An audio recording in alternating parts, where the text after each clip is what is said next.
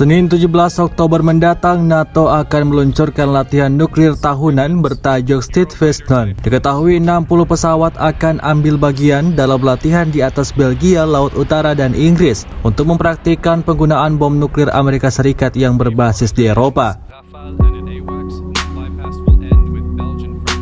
Latihan nuklir akan berlangsung di tengah ketegangan yang meningkat setelah Rusia berulang kali mengancam melancarkan serangan nuklir di Ukraina menyusul kemunduran besar militernya di medan perang. Steadfast kemungkinan akan berlangsung bersamaan dengan latihan nuklir tahunan Moskow yang bertajuk Grom, yang biasanya digelar pada akhir Oktober. Dalam latihan itu, Rusia menguji pengebom kapal selam dan rudal berkemampuan nuklir. NATO mengatakan latihan Barat tidak didorong oleh ketegangan terbaru dengan Rusia.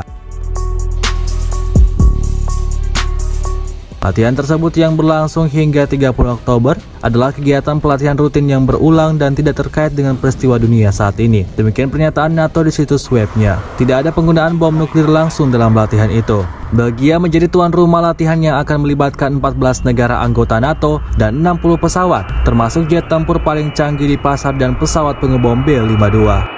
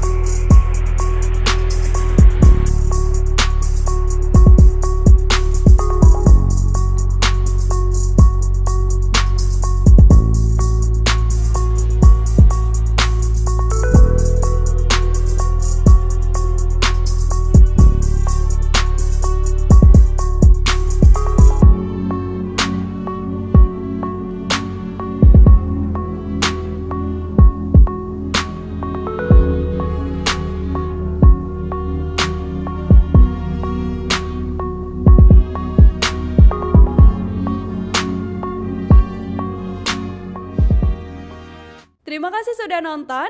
Jangan lupa like, subscribe, dan share ya.